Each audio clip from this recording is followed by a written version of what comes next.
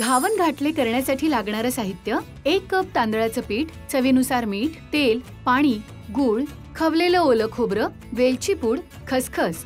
तांदळाच्या पिठात मीठ आणि पाणी घालत सरसरीत पीठ तयार करायचं. पाण्यात तांदळाचं पीठ मिसळून घेत शिजवायचं आणि यात गूळ, ओल्या नारळाचा चव, वेलची पूड आणि खसखस घालायची. झालं आपलं घाटलं तयार. आता तव्याला तेल लावत त्यावर घावन घालायचं आणि झाकण ठेवत शिजवायचं. अशा पद्धतीने झालं आपलं घावन घाटलं तयार. गौरी आगमन ज्या दिवशी होतं त्यावेळेस घावन घाटल्याचा आवर्जून घाट घातलेला असतो आणि त्यासाठीच आपल्यासोबत आजींची नात पण आहे, छोटी गौराई पण आहे, हो की नाही? काय नाव आहे तुझं? अवंती. किती गोड. कितवीत आहेस तू? 3री. आणि तुला आवडतं स्वयंपाक करायला? काय काय बनवतेस? मी चहा, पोळी, भाकरी. ऐक, भाकरी. कमाल. म्हणजे तू आता ज्युनियर मास्टर शेफ व्हायला काही हरकत नाही, हो की नाही? देट आहे. सो आपण ना प्रत्येक भागाची सुरुवात परंपरेनुसार उखाणा घेऊन करतो. फक्त त्या उखाण्यामध्ये ना त्या पदार्थाचं नाव मिरवलं गेलं पाहिजे. सो काकू, घावन घाटल्याचं नाव घेऊन काही उखाणा तुम्ही शेअर करू शकाल का? हसायचं, बोलायचं, सारं काही करायचं. गौरीच्या सणाला घावन घाटलं करायचं. क्या बात आहे. आणि गौरीच्याच नाही, एरवी तेरवी ही जर तुम्हाला खायची इच्छा झाली तर बनवू शकता. बनवून अगदी झटपट होणारा आणि फार काही घाट नाही, नाव फक्त त्याचं घाटलं आहे, पण अतिशय फास्ट होणारा पदार्थ आहे. चालेल, सुरू कशापासून करूयात? आधी घावनाचं पीठ भिजवून ठेवूया. आता मीठ आणि पाणी घालून घावण्यासाठी मळतो तसंच पीठ भिजवून घ्यायचं. हे अर्धा तास बाजूला ठेवूया भिजवून. पीठ छान भिजलंय आणि मुरण्यासाठी एक अर्धा तास ठेवून घेऊ. आता आपण बनवतोय घाटलं. येस. तर आता कसं बनवूयात?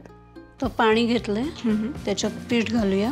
तर घाटलं नारळाच्या दुधाचं पण करतात का? नाही, नारळाचं दूध नाही लागत त्याला. ओला नारळच खवलेला घालतो.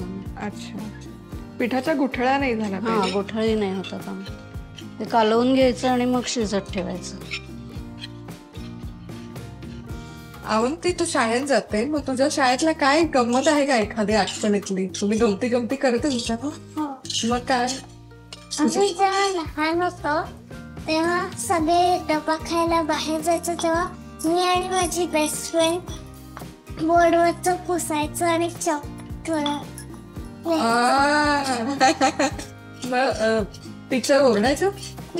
नाही ओरडायचं. अच्छा. हे शिस्त आहे. तोवर एखादी काही, आता तुम्ही एवढे वर्ष स्वयंपाक करता, स्वयंपाकाची आवड आहे, तर काही सुगरणीचा सल्ला आहे? आपण तूप लोणी कढवतो तेव्हा वर वर येतं लोणी, त्याच्यासाठी थोडं मीठ घालायचं लोण्यात. अच्छा. म्हणजे ते वर येत नाही. किती छान. म्हणजे लोणकडी तूप जर तुम्ही कढवत असाल तर त्यामध्ये थोडंसं मीठ घालायचं. हे शिजत आलंय, आता ह्याच्यात गूळ घालूया आपण. अंदाजे घालू? हां, मूठभर लागेल.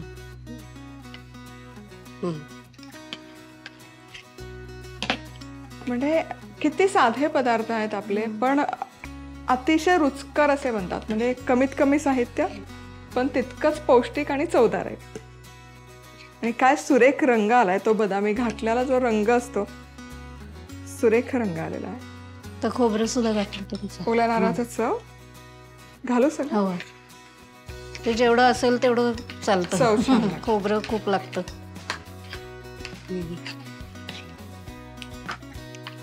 पीठ शिजलं की त्यात गूळ घालायचा आणि नारळ घालायचा आणि जरा शिजवून रंग बदलला की झालं. अच्छा. म्हणजे हे घाटलं बनवून तयार आहे आता. मग आता काय करूया? आता यामध्ये वेलची पूड. वेलची पूड आणि खसखस पूड. तो इथे घाटलं आपलं बनवून तयार आहे. घावणाचं पीठही मुरलं. आता घावणं करू. आता घावण घालू. तवा गरम झालाय, आता तेल लावूया तव्याला. सो इंडक्शन इथे आम्ही वापरतोय, त्यामुळे थोडंसं लहान तवा घेतलाय, कारण जितका सर्कम्फरन्स आहे तितकाच तवा गरम होतो.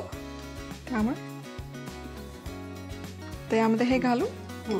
आता घावण घालूया.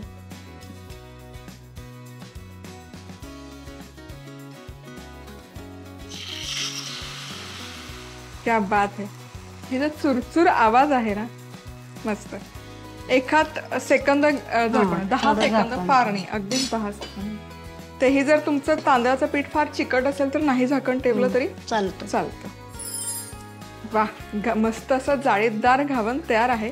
जरी छोट्या तव्यामध्ये केलं ना तरी त्याचा रंगरूप अजिबात बदलला नाही, फक्त साईजने लहान झालाय, पण त्याला जी जाळी हवी ती तशी छान परफेक्ट पडली. मस्त जाळी आलेली आहे आणि सोनेरी रंग पण आला नाही. ते परफेक्ट म्हणजे घावण आहे ना असं पांढरा शुभ्र दिसलं पाहिजे. बरोबर आहे का?